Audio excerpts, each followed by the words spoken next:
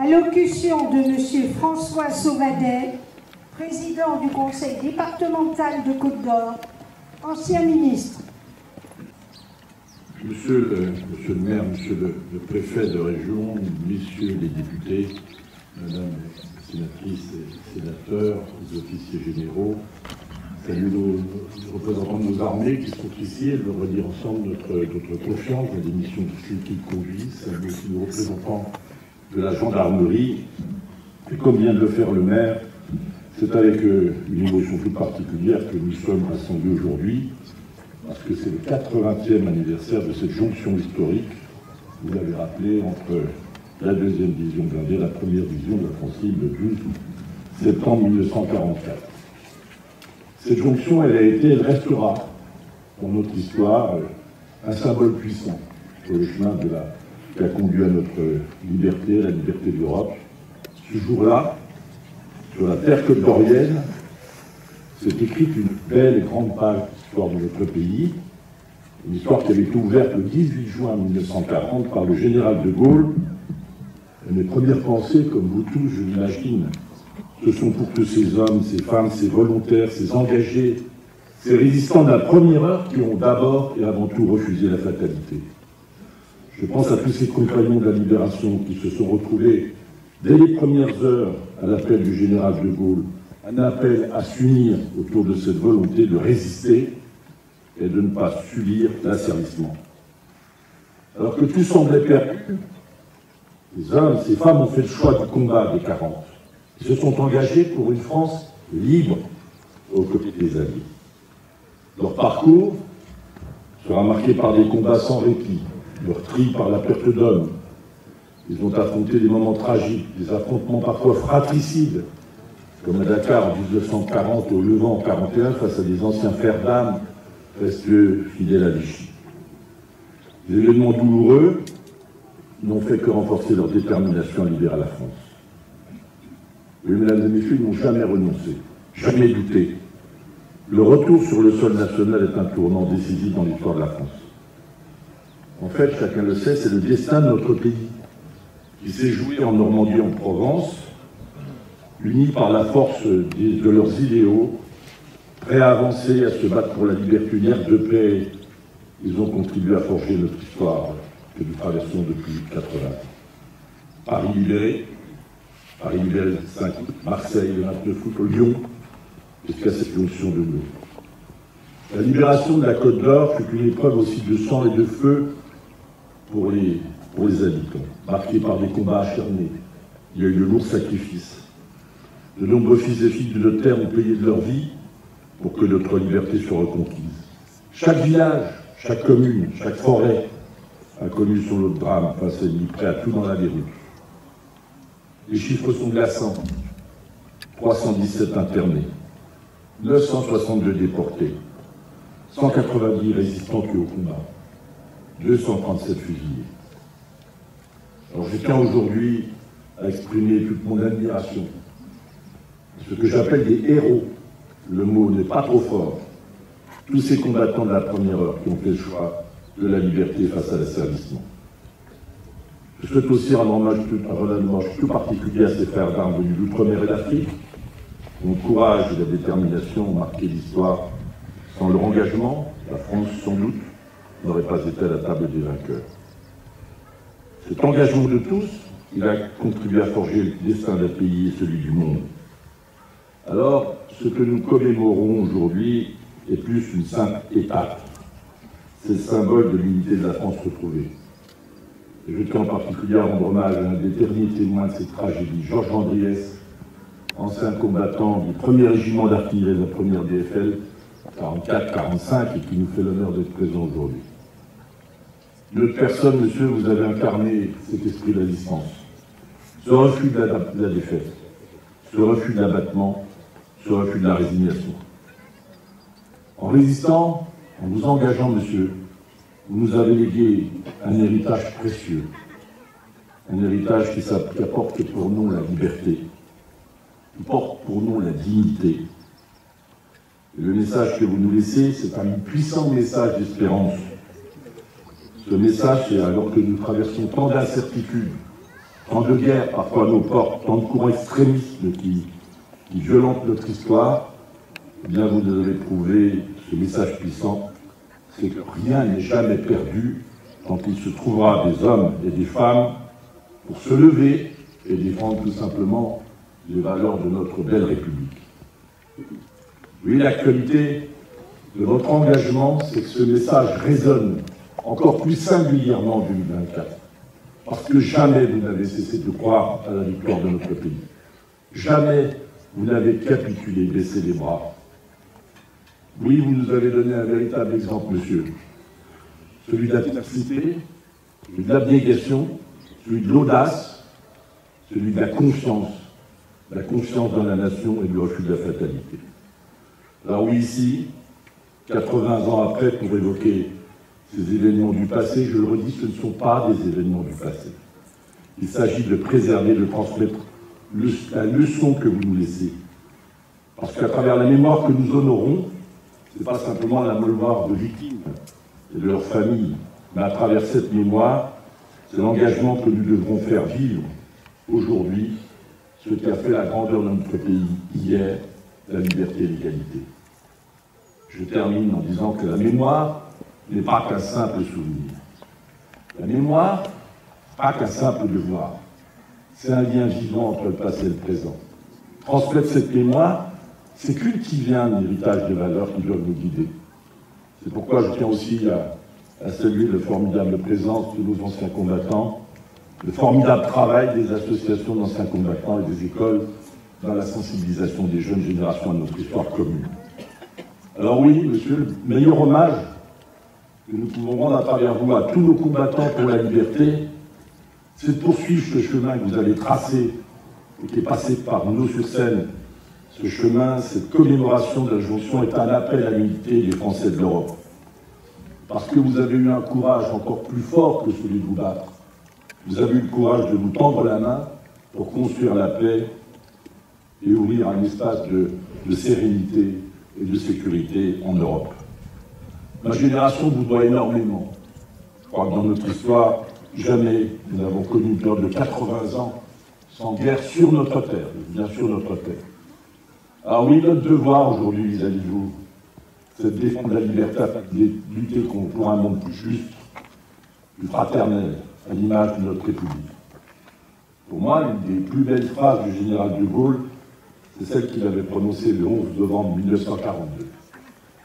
Il avait dit, c'est le sacrifice total de certains pour le salut de tous qui rassemble la patrie.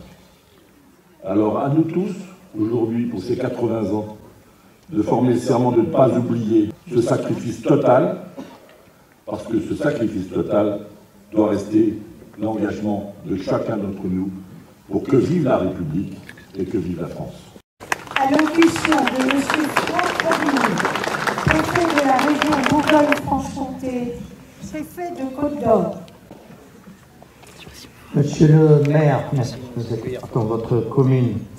Messieurs les ministres, sénateurs et présidents du conseil départemental, messieurs les députés, madame la sénatrice, monsieur le sénateur, monsieur le président de la communauté de communes, mon général commandant la région de gendarmerie, mon général commandant l'école de gendarmerie de Dijon, mon colonel délégué militaire départemental, mesdames et messieurs les conseillers départementaux, mesdames et messieurs les élus, mesdames et messieurs, notamment les présidents et représentants d'associations d'anciens combattants ou porteuses de la mémoire, permettrez de m'adresser, comme l'a fait le président du conseil départemental, vous aussi, monsieur, dont la présence ce matin, vous l'avez bien exprimé, monsieur le président, nous oblige. Je vais vous dire d'emblée tout mon respect, et à travers moi le respect de l'État et le respect de la République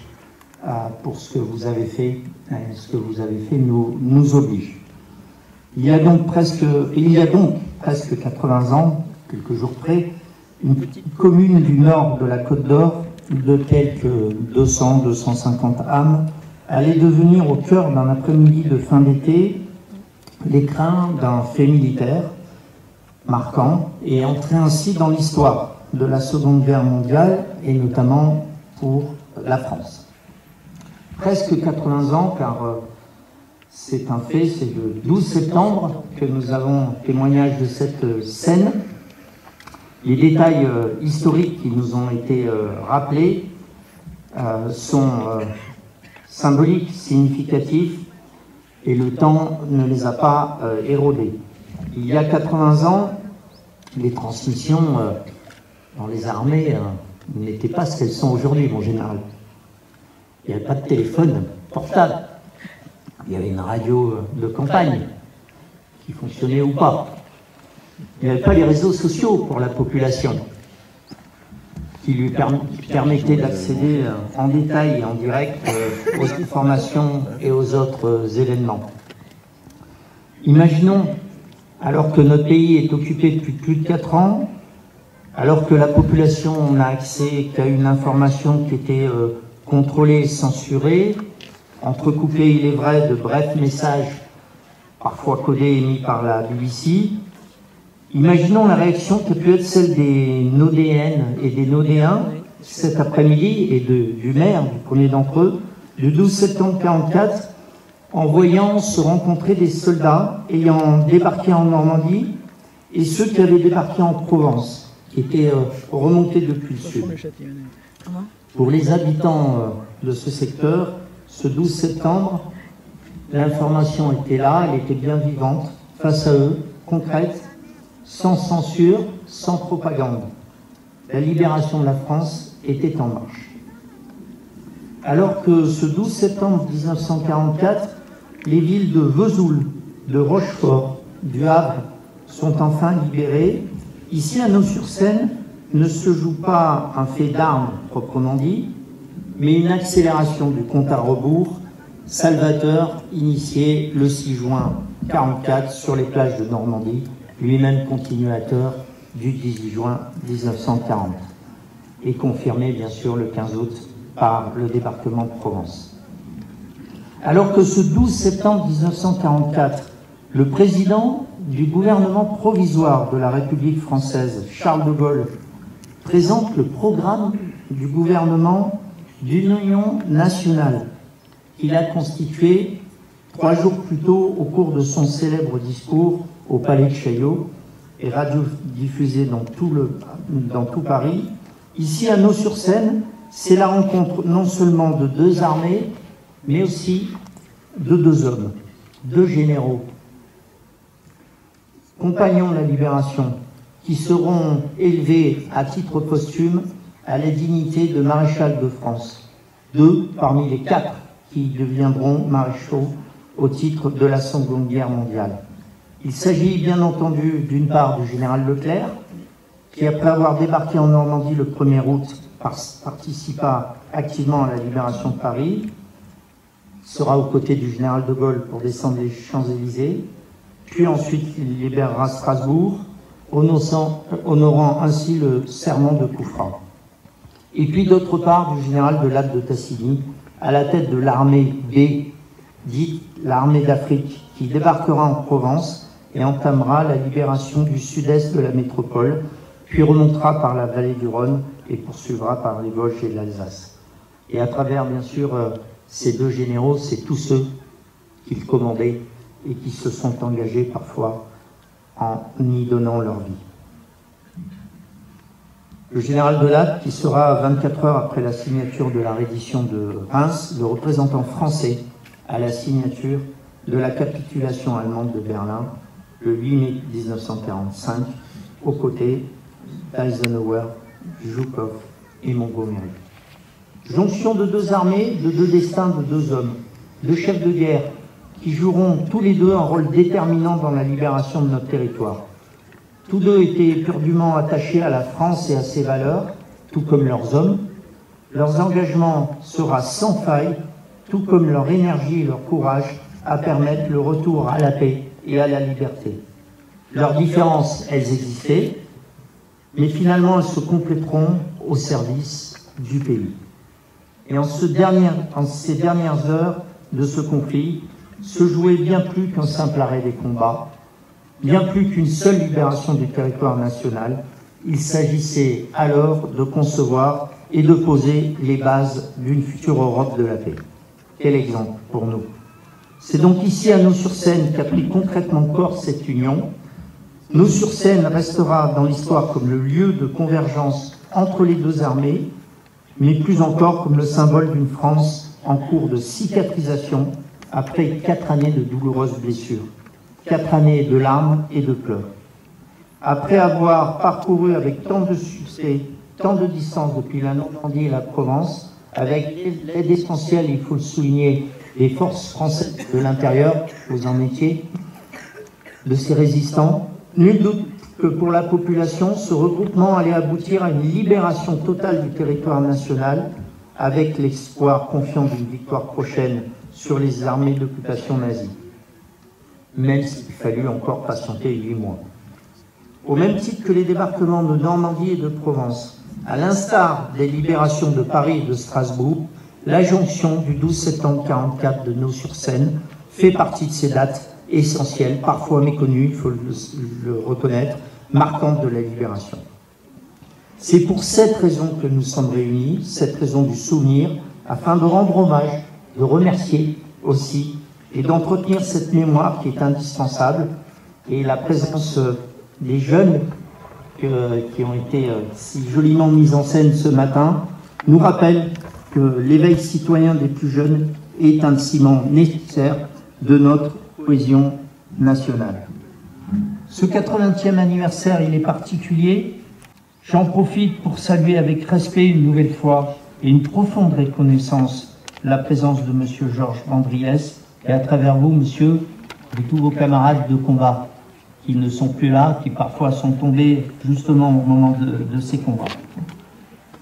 Il convenait donc d'être au rendez-vous de cette année mémorielle particulière avec les communes et les associations de la Côte d'Or que je voudrais remercier pour leur engagement, dont beaucoup avaient sollicité le label du 80e anniversaire pour donner encore plus de résonance à leur travail de mémoire. Merci, Monsieur le Président du Conseil départemental. Je sais que vos services sous votre égide se sont mobilisés pour ces différents projets mémoriels, notamment à destination des collégiens. Merci également à Monsieur le maire, parce que je sais que vous a demandé beaucoup. Merci aux élus, aux associations, aux fidèles veilleurs et passeurs de mémoire qui sont notamment installés en portant le drapeau dans mon dos. C'est une mission, vous le savez, à laquelle je suis très attaché et je vous remercie du fond du cœur de votre présence.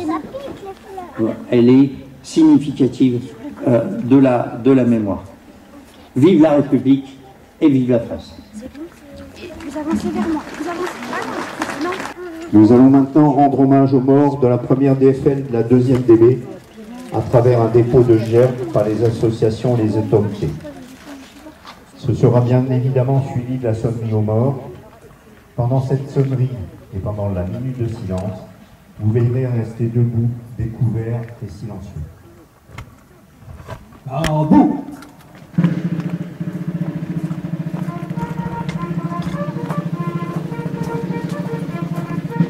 Présentez. Oh!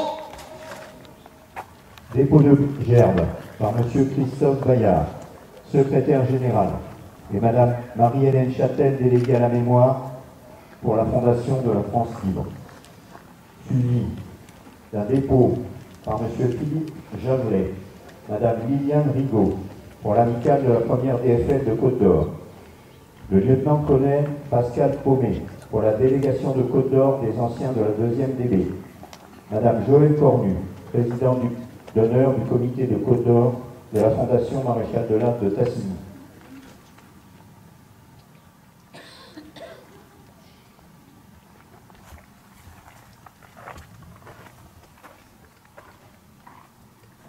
Et enfin peuvent s'avancer M. Didier Mars, délégué régional de l'association des descendants des médaillés de la Résistance, et M. Charles Bricotte, délégué de Côte d'Or de l'association des familles de compagnons de la Libération.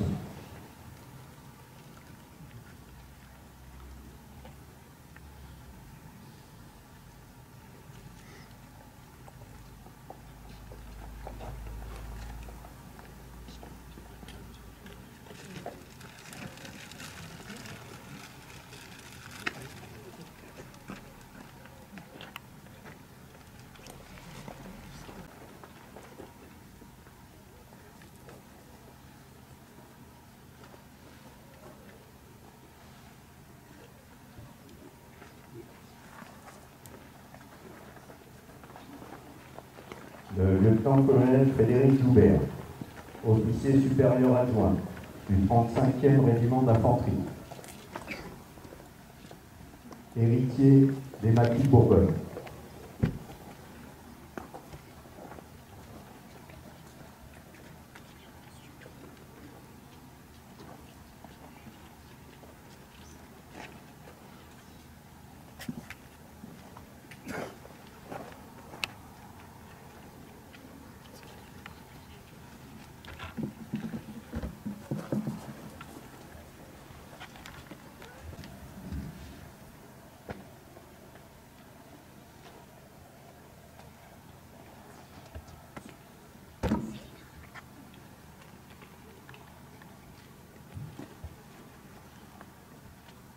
Monsieur Jérémy Brigand, président de la communauté de communes du Pays Châtillonnais, et le chef d'escadron Roger Saget, délégué de l'Ordre national du mérite pour le Pays Châtillonnais.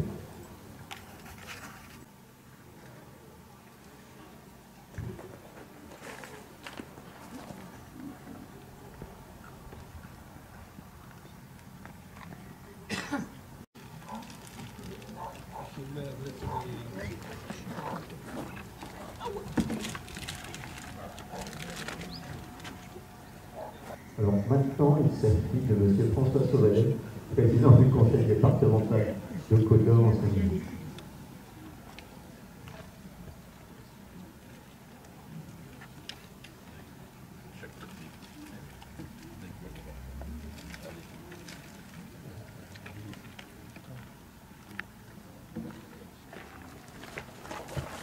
Madame Anne-Catherine Loisier, sénatrice. Messieurs Alain Huppert et François Patria, sénateurs, et Monsieur Hubert Brigand, député.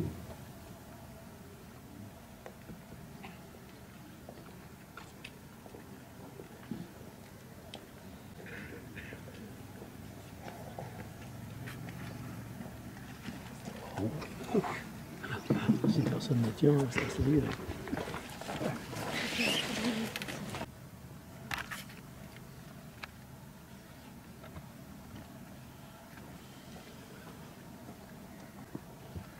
Monsieur René Guillaumet, député de Côte d'Or.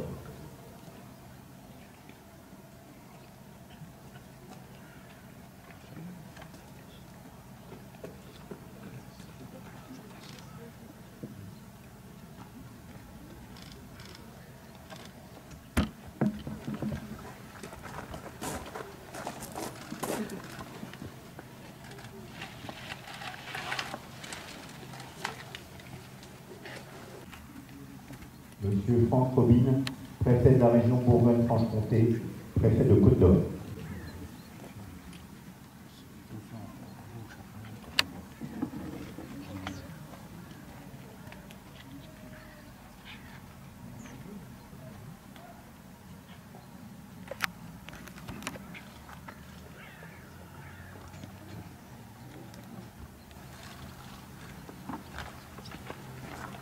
En mort.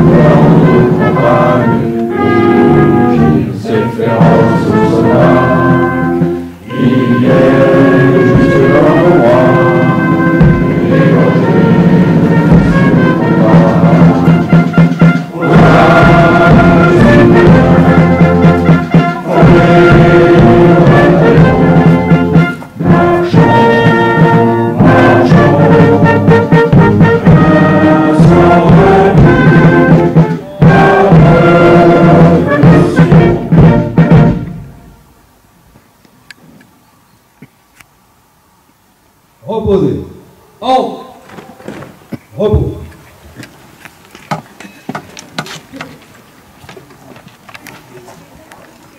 À remercier les porte-drapeaux. C'est moi aujourd'hui, hein. Grande date. C'est bon. Ils sont là. Hein. Bonjour. Merci beaucoup d'être présent. Bonjour madame. Merci.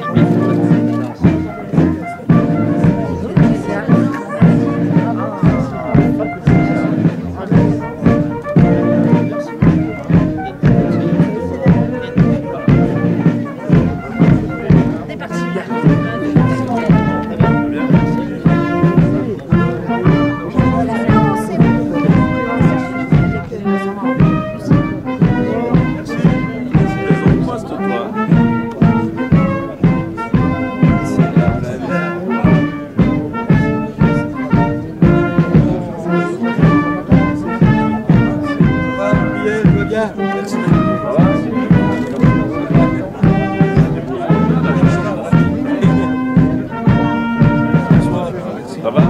Merci beaucoup.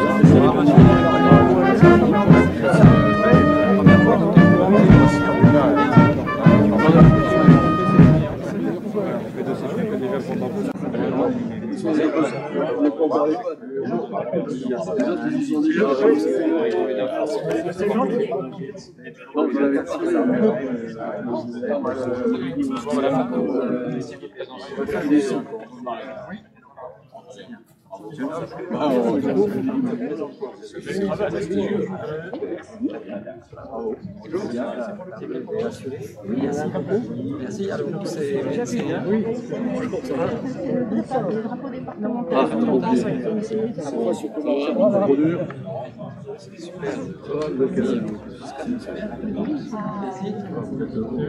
Voilà, bonne nuit. Voilà, il y a le jeune. Vous avez quel âge? Impeccable, ça c'est bien. Oui, oui, il en faut. Bon, ça fait déjà quelques années. Merci, monsieur. C'est un drapeau de France. Le porte-drapeau et le drapeau sont neufs. Les deux sont neufs.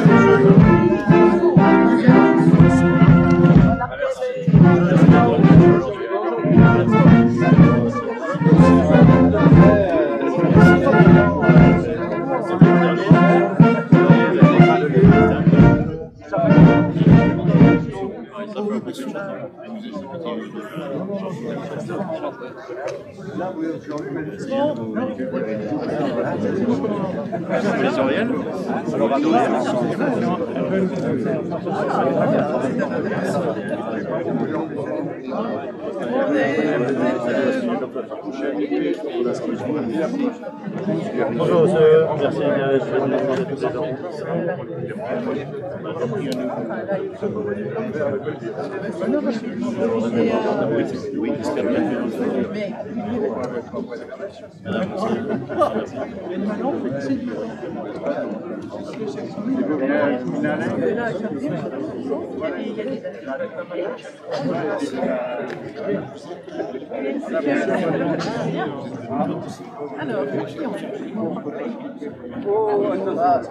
J'ai rien entendu. Oui, ils sont patients.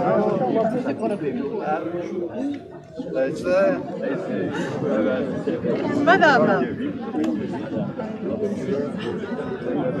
vous êtes de Dijon.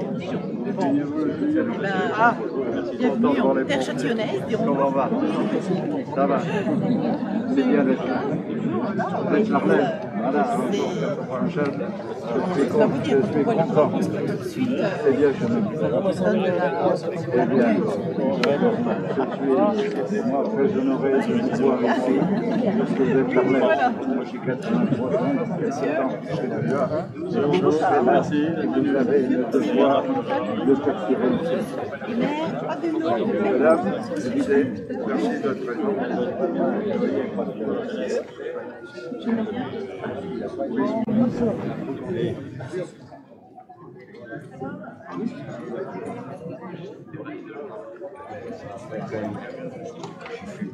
Oui.